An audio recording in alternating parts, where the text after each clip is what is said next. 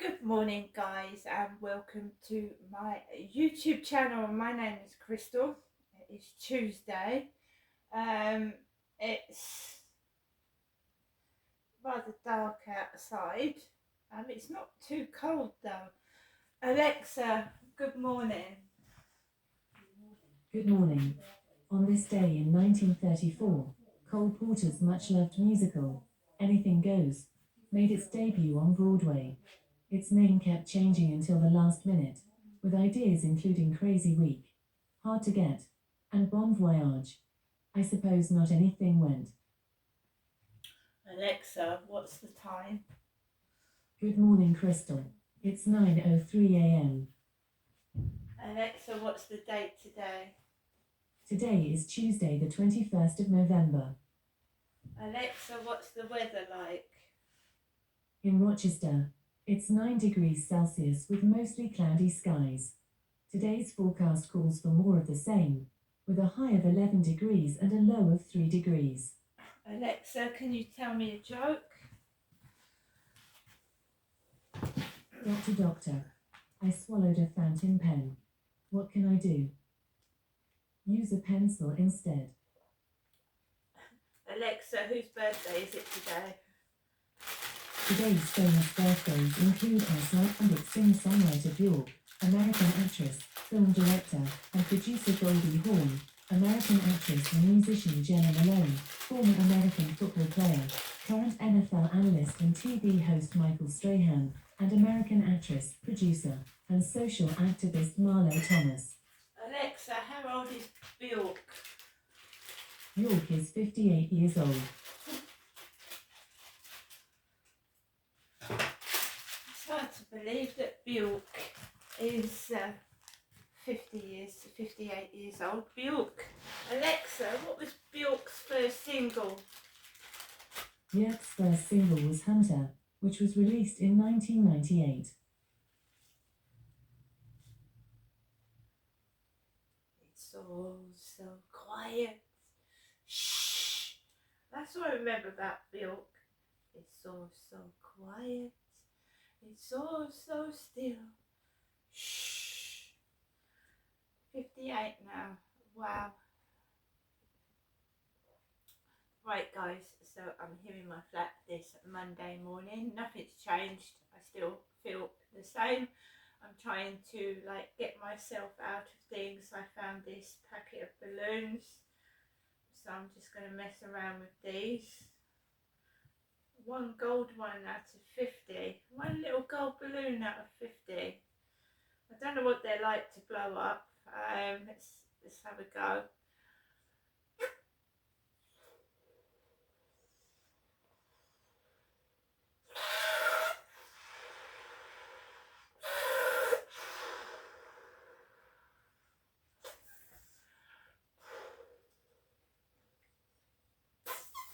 So I've blown one of them up, a small green one. They're not as bad as they actually look.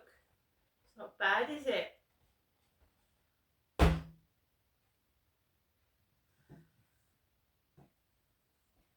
So guys, Tuesday morning, I'm not really doing very much. I've got to save all my money for the electric and the gas and food. So I'm at home. I love my balloons. I should be blowing some balloons up. I'll be getting on with the rest of my day. I'm not really up to much. Last night, it's the same old thing on Plenty of Fish, and I've just basically hidden my profile, because normally I get woken up with "Hello beautiful" and it's on every site, everyone.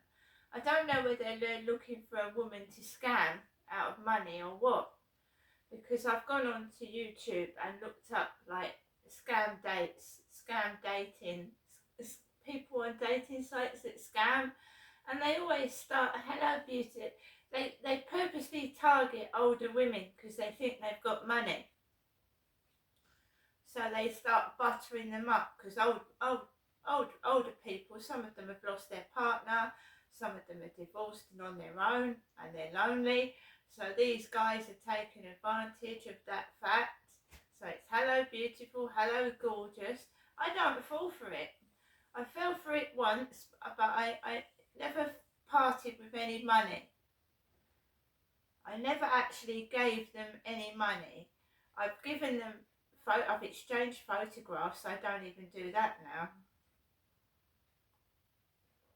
Some idiot trying to, oh, can you go onto WhatsApp? I've got a foot fetish. They want pictures of my feet now. Pictures of my bloody feet. No.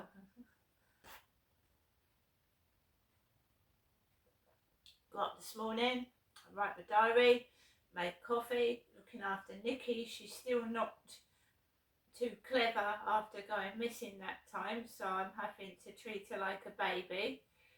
She went missing for nearly a month, and she's obviously gone to toilet in all different places. Maybe she was kept in a garage or somewhere, and she's frightened, and she just hides in the corner, and I have to get her out and physically sometimes feed her.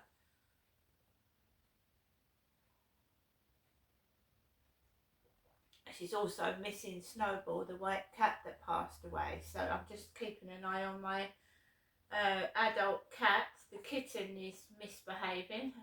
Harry's into everything, and you've just got to be careful.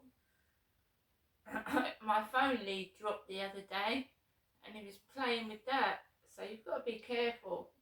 I haven't had a kitten for years. So we'll see what happens today. That's all you can do. So Alexa, LBC Radio. LBC London, from Global Player. If they're helped back into work and nudged back into work, pressed back into work, they ultimately thank you. And that was the overwhelming experience I had, that people actually didn't want to spend the rest of their lives on benefits, but because they were demoralised, they found ways to maximise their benefits, then their health deteriorated, and it became a self-fulfilling spiral. So it's in the interest of the people concerned that we get them back into work as soon as possible. But how could you describe having nearly £5,000 of benefits cut off? How can you describe that as a nudge, Lord Lilly? Well, it's only a nudge because that's only going to be people who don't take any steps to get back into work. The people who get back into work, of course, will be better off. They'll get higher incomes than they would have had on benefits. Our benefits are not, contrary to many people's belief, hugely generous. They're very meagre. But if people can get back into work, they'll be better in health, they'll be better in well-being, they'll be better in morale, and they'll have higher incomes. Isn't there a danger some people will get caught up in this? Well, it's very genuine cases. That is the issue with which ministers will be wrestling to make sure that they don't force people who, in no circumstances, could go back to work even if they want to get caught into the system. When there was a tightening up some years ago before COVID, initially there were some problems because neither the people in the benefit system nor the people running the benefit system were first used to applying the new sanctions that applied if you didn't turn up and so on. So people who had very good reasons for not turning up because they had to go to the accident emergency or something, were being sanctioned. Now that I think was resolved and people learnt to apply the sanctions in a humane and sensible way, and it's important that we do so. But we shouldn't pretend that it's good for people not to work. Most of them, if you ask them, will recognise that it's bad for them. They've simply become demoralised and learnt to live on benefits. We must help them get back to work and learn to be self-supporting. Lord Lilly, thank you. You served as former Social Services Secretary. Thank you for your input. Let's turn now to Joe Michelle, who's Associate Professor of Economics at the University of West England. And we're hearing, Professor, this is what people actually want. They will, in a way, gratefully receive this approach from the government. Would you concur with that view? Well, I think we would want to speak to the people involved. You're hearing from people who are not on benefits, who are not sick, disabled, and facing these kinds of sanctions. And the feedback we get from cases, and we look at examples, is that this kind of sanctioning is not gratefully received from people who are living on very meagre incomes, as Lily noted there. To take away £4,000 from already breadline incomes will have very severe effects. And this is being framed as helping people, as they'll be grateful for the nudge. But I really don't think that's the right framing. Sunak's speech, again, was all about dignity of work and helping people to get back into work. All of us absolutely agree that good jobs and having work are essential. The question is, how do you best help people to get into those situations? And I would argue that having a strong safety net alongside a strong economy and good jobs is the way to do it, rather than what's really a distraction here. It's another way of demonising benefit claimants as a way, I think, of drawing up a bit of support ahead of an election. If you'll allow, there are 32.8 million people in the workforce and 2.4 million claiming incapacity benefits. So that's quite a chunk of the workforce, and it's gone up since the pandemic, markedly since the pandemic, according to government figures. Why do you suppose that might be? I think it's something that people are still investigating and trying to understand. I think the health effects of the pandemic can't be overlooked. We do know that COVID has persistent effects, so-called long COVID, and interacts with other pre-existing conditions. We know that we have a relatively unhealthy workforce in general. We have lots of long-term illness, chronic illnesses, mental illnesses, and we don't seem to be looking at the root causes of those. Why is our economic system, our health system and so on, producing a workforce which do seem to have these increasing chronic problems, which cause costs right through the government system? Grateful for your time, thank you. Joe Michel, Associate Professor of Economics at the University of West England. Anastasia is in Leeds. Anastasia, how do these reforms that we're likely to hear more detail of tomorrow, how do they strike you? Good morning. Well, hello, and thanks for letting me speak to you, Nick. I very rarely telephone the radio, but I do love LBC. Okay. Now, and also, can I just say, before I say what I'm going to say, can I also talk about Doctor Who, because there's a segue there, because I've got cerebral palsy. I've actually got cerebral palsy. I use a wheelchair. Yeah. The thing is, the support system is often, inverted commas, is often not there. Right. And we've got to sort that out. And PIP, another thing, PIP often gets misunderstood because you can claim that whether you have a job or not. You do have to have a disability. Now, if you've actually inspired me, because I think I should try and test this situation out, because what annoys me, I hear politicians, Sunak, all the rest of them, whoever else says, oh, there is the support. In reality, there is not the support. That's the key, isn't it? That's going to be the key, isn't it? Making sure that people don't get caught up in this. This can't work if people who genuinely can't go to work are being fined effectively. That can't work. Yes. I mean, I've been to a number of residential colleges before I went to university, and I've seen all sorts of disability, from the severest to the mildest and everything in between. Right. So I'm very, very well versed when it comes to disability, and also experiencing disability, myself. Okay. I've got to get to the news in, less than a minute. You wanted to comment on the other story we're looking at, which is Doctor Who. Can I just quickly ask you what your point was regarding that as well? Well, I don't have a problem with somebody being called evil in a drama, because, of course, it's not reality. I myself wanted to train as an actress years ago, going around all the drama schools, like the Central School of Speech and Drama. And it's, when you haven't got a leg to stand on, I've got to say this, it's more difficult. Anastasia, thank you. Good luck with your condition. We'll take more calls on this. By the way, PIP, if you want, it's a personal independence payment. I should have referenced that, of course, when Anastasia mentioned. 9:16 LBC News headlines read by Thomas Watts. The Chief Secretary to the Treasury has told Nick it's an important principle to have sanctions for people who refuse to look for work. A statement from the Hamas leadership says the group is close to a hostage release deal with Israel. And Professor Sir Chris Whitty will make his highly anticipated appearance at the COVID-19 inquiry later.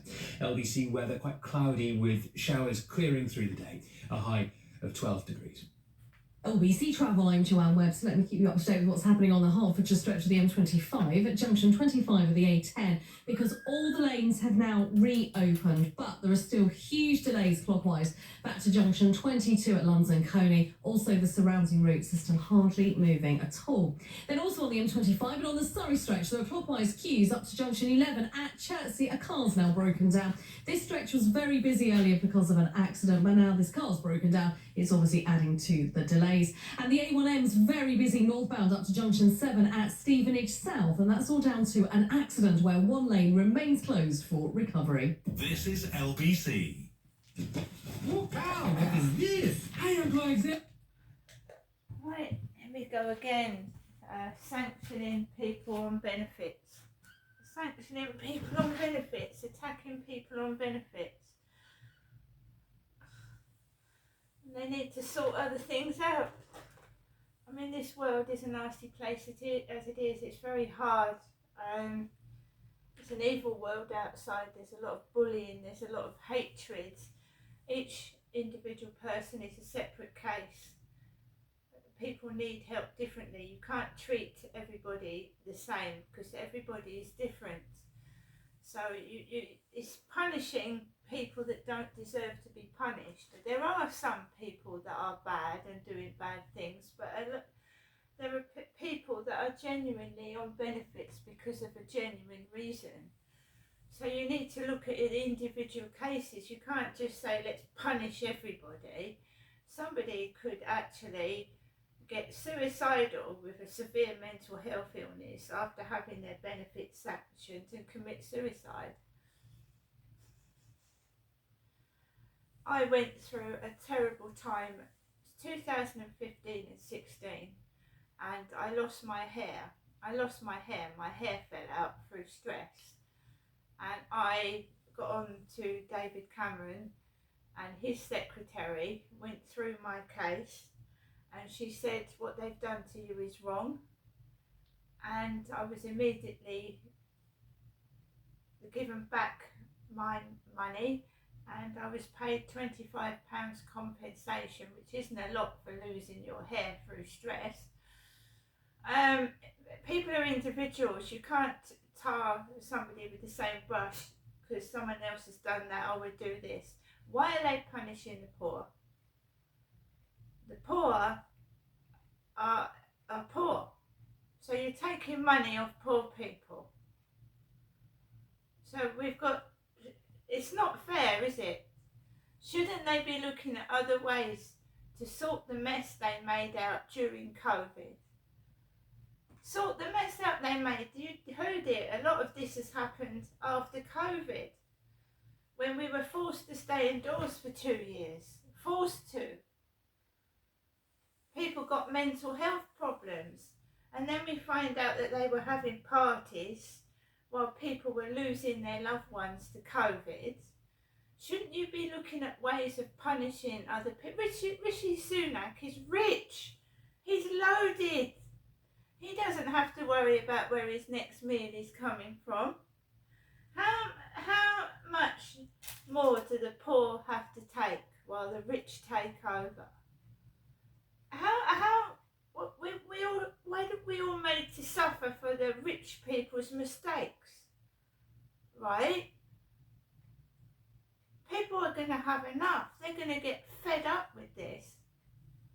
You've got rich people telling the poor what to do when the rich people don't understand what it's like to have to look for the next meal, to heat your home, to feed your kids.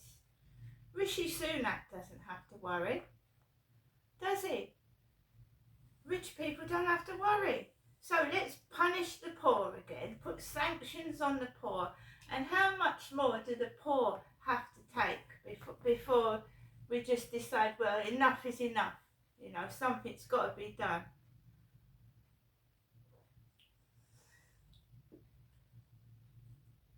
I know what it's like. Each person is an individual case. Don't just say, right, I'm slashing that person's benefits, slashing, and you don't know what that person is going through. I lost my hair.